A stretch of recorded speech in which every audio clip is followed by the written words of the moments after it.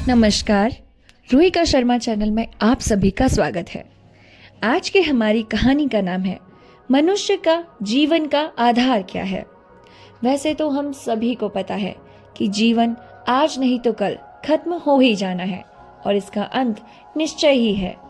यानी कि कोई भी इंसान जिसने इस दुनिया में जन्म लिया है उसका अंत तो होना ही है। लेकिन इसका आधार क्या है? क्यों हम इस जिंदगी के मोह जाल में फंसे जा रहे हैं? क्या हमारा कर्तव्य है? इसी को ही आज हम जानेंगे। आज की हमारी कहानी के लेखक है लियो टॉल्स्टॉय। तो चलिए बिना समय गवाए कहानी शुरू करते हैं।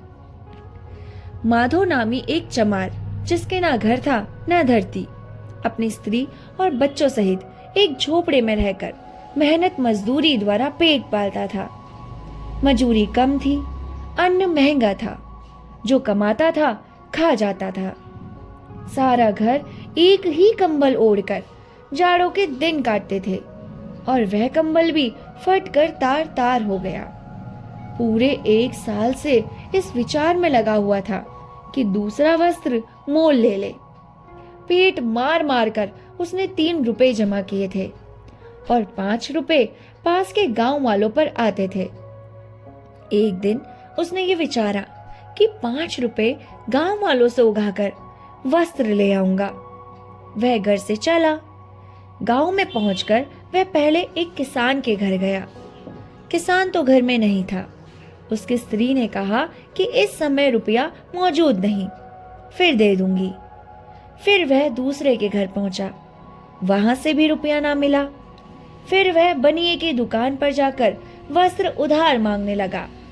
बनिया बोला, हम ऐसे कंगालों को उधार नहीं देते।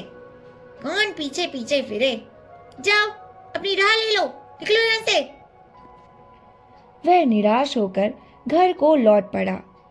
राह में सोचने लगा, कितनी अचरज की बात है, मैं सारे दिन काम करता हूँ, उस पर भी पेट नहीं भरता। चलते समय बीवी ने कहा था कि कपड़े जरूर ले आना। अब क्या करूं? कोई उधार भी तो नहीं देता। किसानों ने कह दिया कि अभी हाथ खाली है, फिर ले लेना। क्या करूं भैया, तुम्हारा तो हाथ खाली है, पर मेरा काम कैसे चले?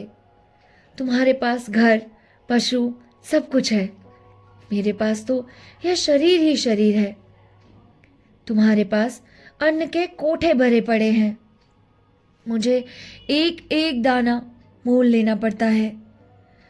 7 दिन में 3 रुपए तो केवल रोटी में खर्च हो जाते हैं। क्या करूं? कहाँ जाऊं? हे भगवान! सोचता हुआ मंदिर के पास पहुंचकर देखता क्या है कि धरती पर कोई श्वेत वस्तु पड़ी है। अंधेरा हो गया, साफ ना दिखाई देता है। माधो ने समझा कि किसी ने इसके वस्त्र छीन लिए हैं। मुझसे क्या मतलब? ऐसा ना हो इस झगड़े में पड़ने पर उस पर भी आपत्ति आ जाए। इसीलिए वो चला गया। थोड़ी दूर गया ही था कि उसके मन में पछतावा हुआ। मैं कितना निर्दयी हूं, कहीं ये बेचारा भूखा ना मर रहा हो। कितनी शर्म की बात है कि मैं उसे इस दशा में छोड़ आया। वह लौट पड़ा और उस आदमी के पास जाकर खड़ा हो गया। पास पहुंचकर माधो ने देखा कि वह मनुष्य भला चंगा जवान है, केवल शीत से दुखी है। वह मनुष्य को आंख भरकर देखता था। अपना कोट उतारकर बोला, यह समय बातें करने का नहीं, यह कोट पहन लो और मेरे संग चलो। मनुष्य का शरीर स्वच्छ, मुख दयालु, हाथ पांव सुडौल थे। वह प्रसन्न बदन था। माधव ने उसे कोट पहना दिया और बोला, मित्र अभी चलो, बातें पीछे होती रहेंगी। मनुष्य ने प्रेम भाव से माधव को देखा और कुछ ना बोला। माधव ने कहा, तुम बोलते क्यों नहीं? यहाँ ठंड है, घर चलो। यदि तुम चल नहीं सकते तो यह लो लकड़ी, इसके सहारे चलो। मनुष्य माधव के पीछे पीछे हो लिया। माधव ने पूछा, तुम कहाँ रहते हो? यहीं का रहने वाला नहीं। अच्छा, मैंने भी यही समझा था, क्योंकि यहाँ तो मैं सबको जानता हूँ। तुम मंदिर के पास कैसे आ गए? मैं यह नहीं बतला सकता। अच्छा, क्या तुमको किसी ने दुख दिया है? मुझे किसी ने दुख नहीं दिया, अपने कर्मों का भोग है। परमात्मा ने मुझे दंड दिया है। निसंदेह परमेश्वर का स्वामी है, परंतु खाने को अन्न और रहने को घर तो चाहिए। तुम अब कहाँ जाना चाहते हो? जहां ईश्वर ले जाए। माधव चकित हो गया। मनुष्य की बातचीत बड़ी पिरय थी। वह ठग प्रतीत न होता था, पर अपना पता कुछ नहीं बताता था। माधव ने सोचा, अवश्य इस पर कोई बड़ी विपत्ति पड़ी है। बोला, भाई, घर चलकर आराम करो, फिर देखा जाएगा। दोनों वहां से चल दिए। राह में माधव विचार करने लगा, मैं तो वस्त्र लेने आया था और यहाँ अपना भी दे बैठा। एक नंगा मनुष्य साथ है। क्या यह सब बातें देखकर मालती प्रसन्न होगी? कदापि नहीं। मगर चिंता ही क्या है, दया करना तो मनुष्य का परम धर्म है। उधर माधव की स्त्री मालती उस दिन जल्दी जल्दी लकड़ी काटकर पानी लाई, फिर भोजन बनाया, बच्चों को खिलाया, आप खाया। पति के लिए भोजन अलग रखकर कुर्ते में टांग लगाती हुई यह विचार करने लगी, ऐसा ना हो मेरा बनिया पति किसी ठग को ले आए। वो बड़ा सीधा है, किसी से छल नहीं करता। बालक भी उसे फंसा सकता है। 8 रुपए बहुत होते हैं। इतने रुपए में तो अच्छे वस्त्र मिल सकते हैं। पिछली सर्दी किस कष्ट से कटी थी, हम सब जानते हैं। जाते समय उसे देर हो गई, परंतु क्या हुआ? अरे, अब तक आया क्यों नहीं वह? इतने में आहट हुई। मालती बाहर आई, देखा कि माधव है। उसके साथ नंगे सिर का मनुष्य है। माधव का कोट उसके गले में पड़ा है। पति के हाथों में कोई गठरी नहीं है। वह शर्म से सर झुकाए खड़ा है। यह देखकर मालती का मन निराशा से व्याकुल हो गया। उसने समझा कोई ठग है। त्योरी चाकर खड़ी ही देखने लगी कि वह क्या करता है। माधव बोला, यदि भोजन तैयार हो तो ले आओ।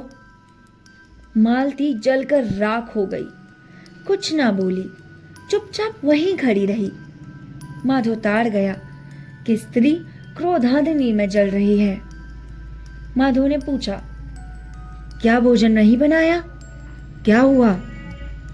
मालती ने क्रोध से कहा, हाँ बनाया है, परंतु तुम्हारे वास्ते नहीं। तुम तो वस्त्र मोल लेने गए थे। यह क्या किया? अपना कोट भी दूसरे को दे दिया। इस ठग को कहां से लाए? यहाँ कोई सदा बरत थोड़े ही चलता है। माधव ने कहा, मालती बस बस, बिना सोचे समझे किसी को बुरा कहना उचित नहीं। पहले पूछ तो लो, यह कैसा इंसान। मालती, पहले ये बताओ रुपए कहाँ फेंके? माधव ने कहा, यह लो अपने 3 रुपए। गांव वालों ने कुछ नहीं दिया। मालती रुपए लेकर, मेरे पास संसार भर के नंग लुच्चों के लिए भोजन नहीं।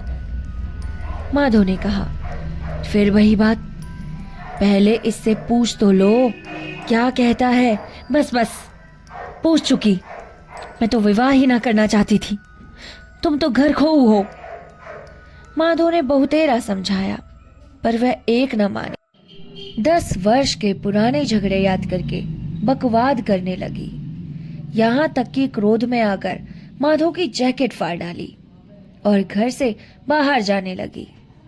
पर रास्ते में रुक गई और पति से बोली, अगर ये भल मानुस ना होता तो नंगा ना होता क्या? भला तुम्हारी भेंट इससे कहाँ हुई? माधव ने कहा, बस यही तो मैं तुम्हें बतलाना चाहता हूं। ये गांव के बाहर मंदिर के पास नंगा बैठा था। भला विचार तो कर, यह ऋतु बाहर नंगा बैठने की है। देवगति से मैं वहां जा पहुंचा। नहीं तो क्या जाने यह मरता या जीता। हम क्या जानते हैं कि इस पर क्या विपत्ति पड़ी है। मैं अपना कोट पहनाकर इसे यहाँ ले आया हूं। देख, क्रोध मत कर। क्रोध पाप का मूल है। एक दिन हम सबको ये संसार छोड़कर जाना ही तो है। मालती कुछ कहना चाहती थी, पर मनुष्य को देखकर चुप हो गई। आंखें मूंदे, घुटनों पर हाथ रखे, मौन धारण किए स्थिर बैठी रही। माधो ने कहा, प्यारी, क्या तुमने ईश्वर का प्रेम नहीं? क्या तुम ईश्वर से प्रेम नहीं करती? यह वचन सुन मनुष्य को देखकर मालती का चित्त तुरंत पिघल गया। झट से उठी और भोजन लाकर उसके सामने रख दिया और बोली, खाइए। मालती की यह दशा देखकर मनुष्य का मुखारविंद खिल गया। वह हंसा। भोजन कर लेने पर मालती बोली, तुम कहां से आए हो? मनुष्य, मैं यहाँ का रहने वाला नहीं। मालती ने कहा, तुम मंदिर के पास किस प्रकार पहुंचे? मनुष्य, मैं नहीं बता सकता। अच्छा, क्या किसी ने तुम्हारा माल चुरा लिया? किसी ने नहीं, परमेश्वर ने ये दंड दिया है। हाँ? क्या तुम वहां नंगे बैठे थे? हाँ, शीत के मारे ठिठुर रहा था। माधो को देखकर दया की तो कोट पहनाकर मुझे यहाँ ले आया। तुमने तरस खाकर मुझे भोजन खिला दिया। भगवान तुम दोनों का भला करे। मालती ने एक कुर्ता और दे दिया। रात को जब वह अपने पति के पास जाकर लेटी तो बात करने लगी। सुनते हो? हाँ। अन्न तो चुक गया। कल भोजन कहाँ से करेंगे? शायद पड़ोसन से मांगना पड़े। जिएंगे तो अन्न भी कहीं से मिल ही जाएगा। वो मनुष्य अच्छा आदमी मालूम होता है। अपना पता क्यों नहीं बतलाता? क्या जानूं, होगा कोई कारण। हम औरों को दे देते हैं, पर हमको कोई नहीं देता। माधो ने इसका कुछ उत्तर नहीं दिया। मुंह फेर कर सो गया। प्रातः काल हो गई। माधो जागा। बच्चे अभी सोए पड़े थे। मालती पड़ोसन से अंग मांगने गई थी। अजनबी मनुष्य भूमि पर बैठा आकाश की ओर देख रहा था, परंतु उसका मुख अब प्रसन्न था। माधो ने कहा, मित्र, पेट रोटी मांगता है, शरीर वस्त्र, तो काम करना आवश्यक है। तुम कोई काम जानते हो? आदमी ने कहा, मैं कोई काम नहीं जानता। हाँ, अभ्यास बड़ी वस्तु है। मनुष्य यदि चाहे तो सब कुछ सीख सकता है। मैं सब सीखने को तैयार हूं, आप सिखा दीजिए। माधो ने पूछा, अच्छा, तुम्हारा नाम क्या है? आदमी ने कहा, मैकू। माधो ने कहा, भाई मैकू, यदि तुम अपना हाल सुनाना नहीं चाहते तो ना सुनाओ, परंतु कुछ काम जरूर करो। जूते बनाना सीख लो और यहीं रहो। मैकू ने कहा, जी बहुत अच्छा। अब माधो ने मैकू को सूत बांधना, उस पर मोम छाना, जूते सीना आदि काम सिखाना शुरू कर दिया। मैकू 3 दिन में ही ऐसे जूते बनाने लगा मानो सदा से चमार का ही काम कर रहा हो। वह घर से बाहर नहीं निकलता था और बोलता भी बहुत कम था। अब तक वह केवल एक बार उस समय हंसा था जब मालती ने उसे भोजन कराया था। फिर वह एक बार भी नहीं हंसा। धीरे धीरे 1 वर्ष बीत गया। चारों ओर धूम मच गई कि माधो का नौकर मैकू जैसे पक्के मजबूत जूते बनाता है, दूसरा कोई नहीं बना सकता। माधो के पास बहुत काम आने लगा और उसकी आमदनी बहुत बढ़ गई। एक दिन माधो और मैकू बैठे काम कर रहे थे कि एक गाड़ी आई उसमें से एक धनी पुरुष उतरकर झोपड़े के पास आया।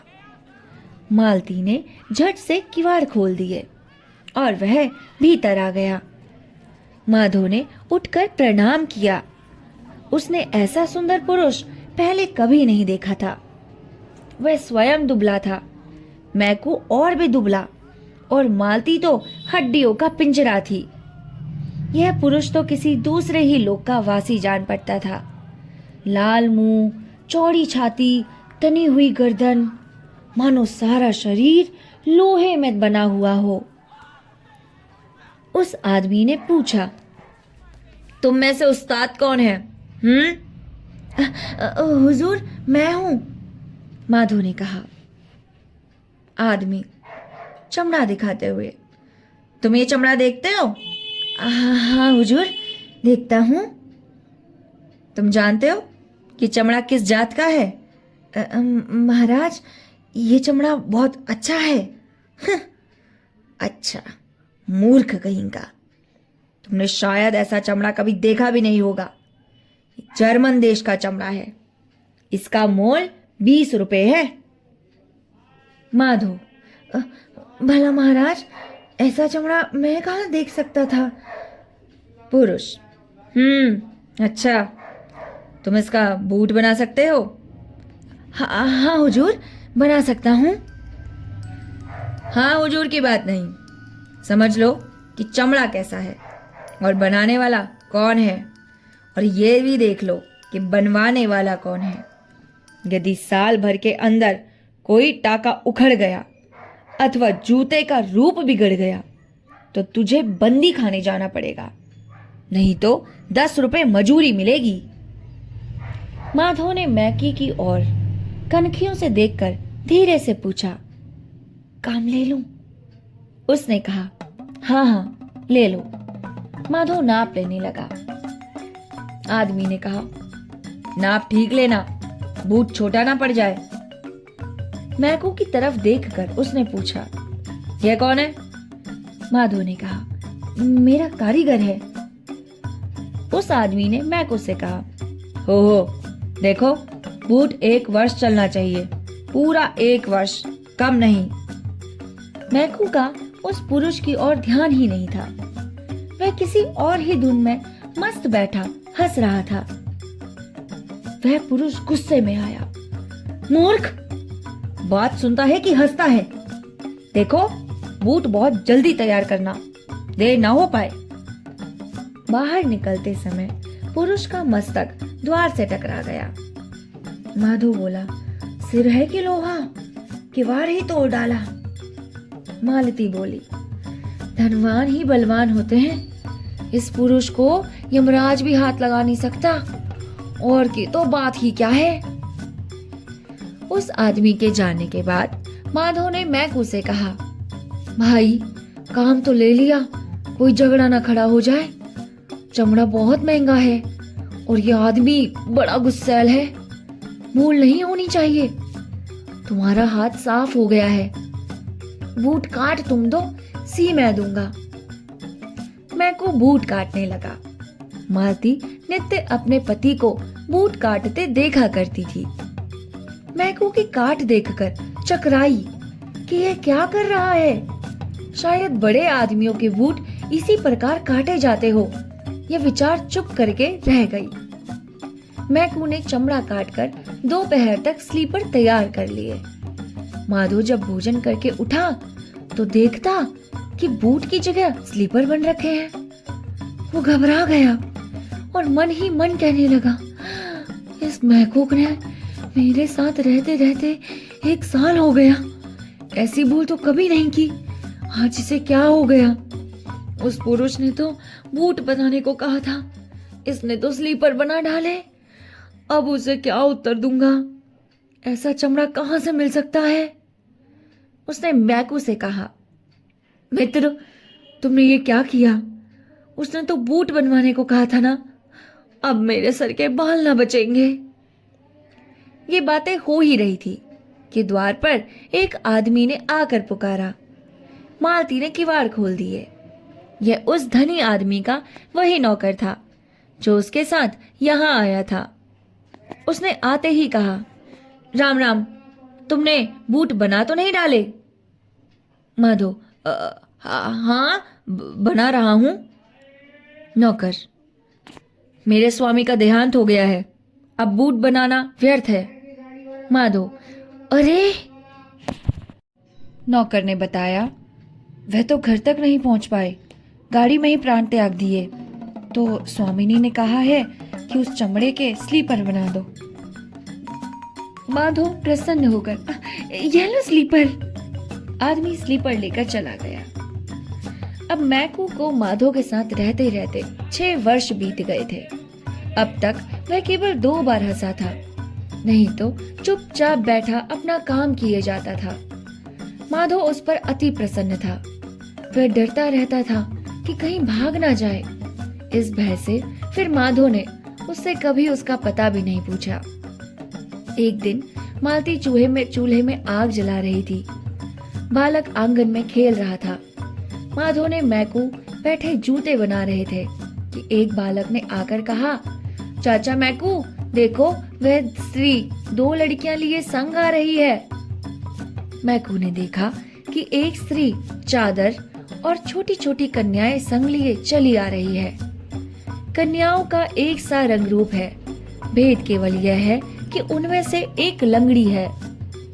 बुई भीतर आई तो माधो ने पूछा, माही, क्या काम है? औरत ने कहा, इन लड़कियों के जूते बना दो। जी, बहुत अच्छा। वह नाप लेने लगा तो देखा कि मैकू इन लड़कियों को इस प्रकार ताक रहा था मानो पहले कहीं देखा है। बुई ने कहा, इस लड़की का एक पांव लुंजा है, एक नाप इसका ले लो, बाकी 3 पैर एक जैसे हैं, ये लड़कियां जुड़वा हैं। माधो नाप लेकर, ये लंगड़ी कैसे हो गई? क्या जन्म से ही ऐसी है? बुई ने कहा, नहीं नहीं, इसकी माता ने ही इसकी टांग कुचल दी थी।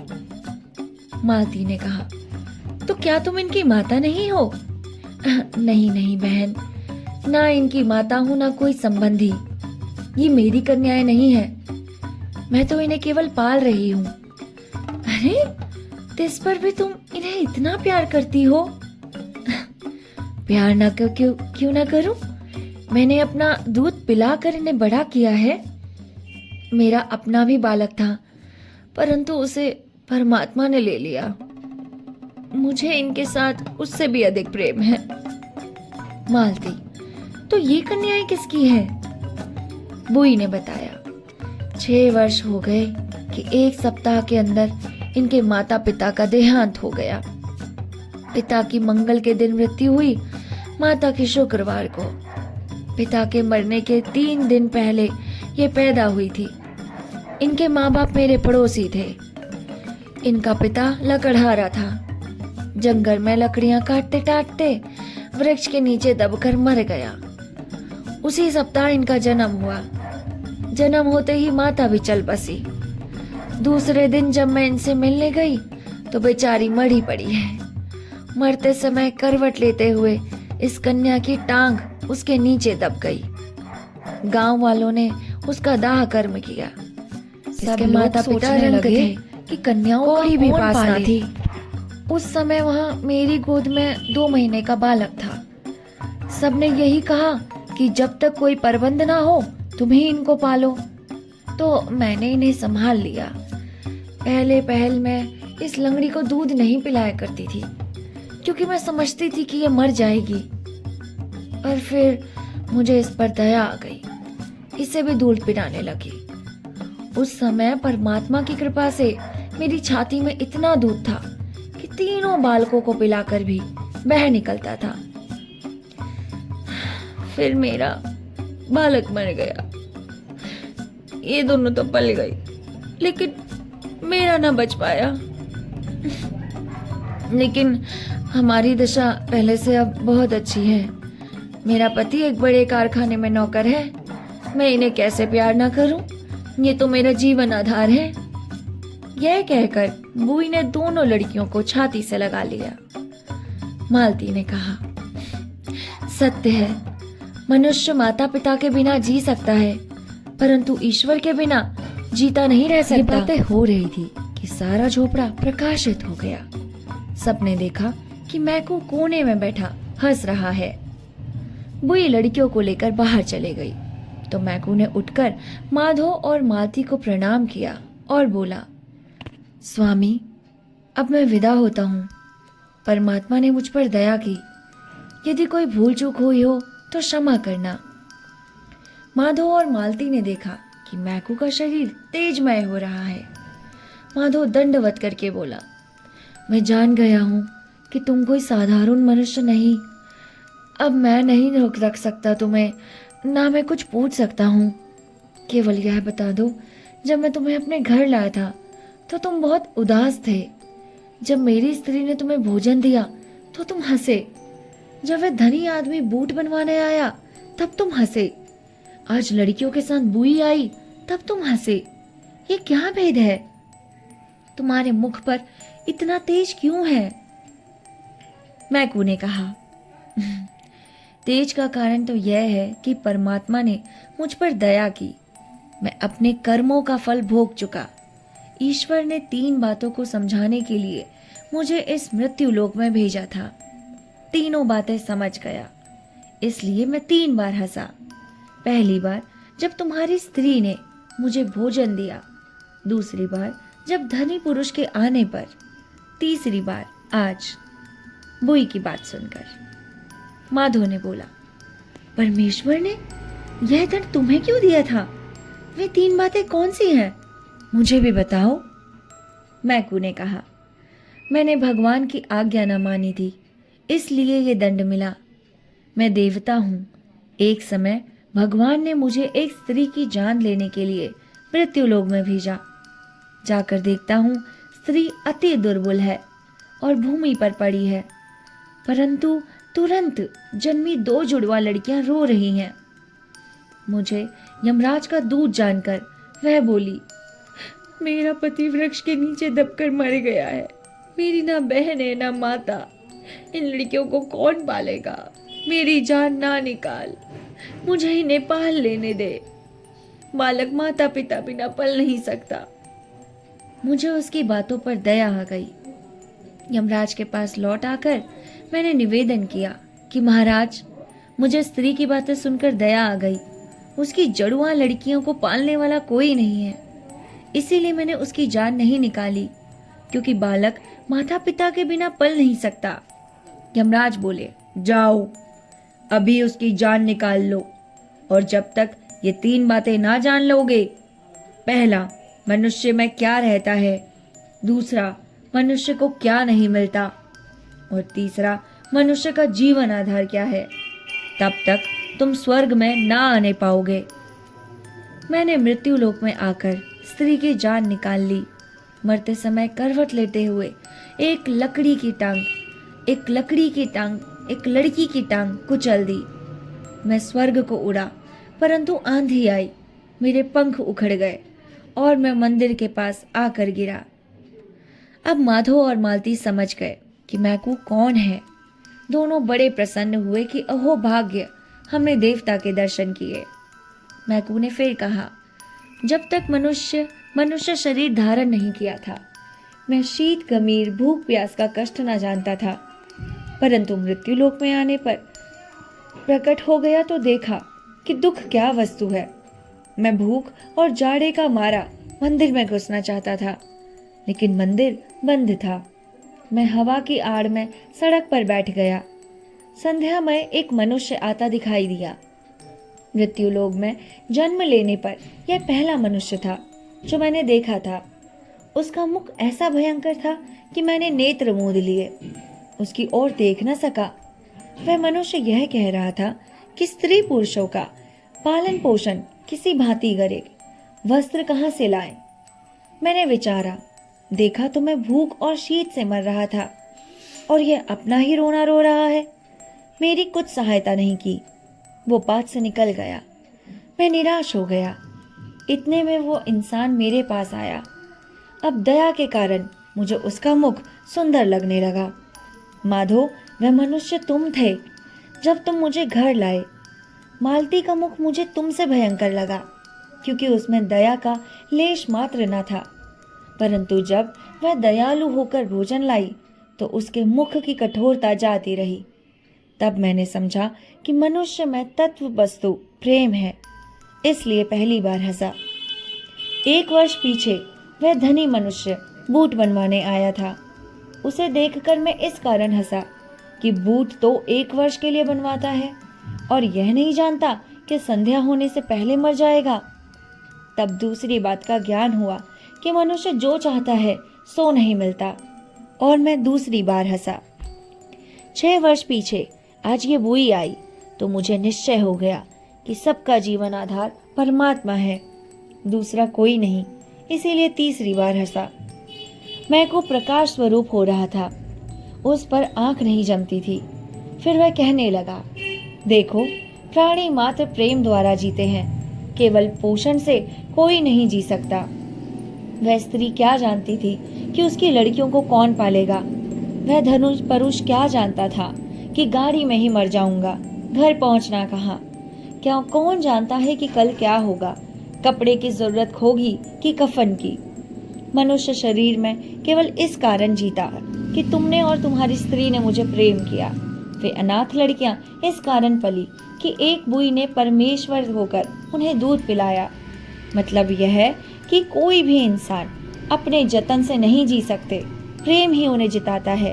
पहले मैं समझता था कि जीवन का धर्म केवल जीना है, लेकिन अब निश्चय हुआ कि धर्म केवल जीना नहीं किंतु प्रेम भाव से जीना है। इसी कारण परमात्मा किसी को यह नहीं बतलाता कि तुम्हें क्या चाहिए, बल्कि हर एक को यही बतलाता है कि सबके लिए क्या चाहिए। वह चाहता है कि प्राणी मात्र प्रेम से मिले रहें। मुझे विश्वास हो गया कि प्राणों का आधार प्रेम है। प्रेमी पुरुष परमात्मा में और परमात्मा प्रेमी पुरुष में सदैव निवास करता है। सारांश यह है कि प्रेम और परमेश्वर में कोई भेद नहीं। यह कहकर देवता स्वर्ग लोक की ओर चला गया और कहानी यहीं खत्म हो गई। आपको ये कहानी कैसी लगती है हमें लिखकर ज़रूर बताएं। अगर आपको ऐसी ही कहानियाँ और जाननी हैं तो हमें हमारा चैनल ज़रूर सब्सक्राइब करें, उसे लाइक शेयर और कमेंट करके हमें ज़रूर बताएं कि आप नेक्स्ट कहानी किस लेखक की सुनना चाहते हैं। मिलते हैं आपसे नेक्स्ट कहानी के साथ, तब तक के लिए नमस्कार।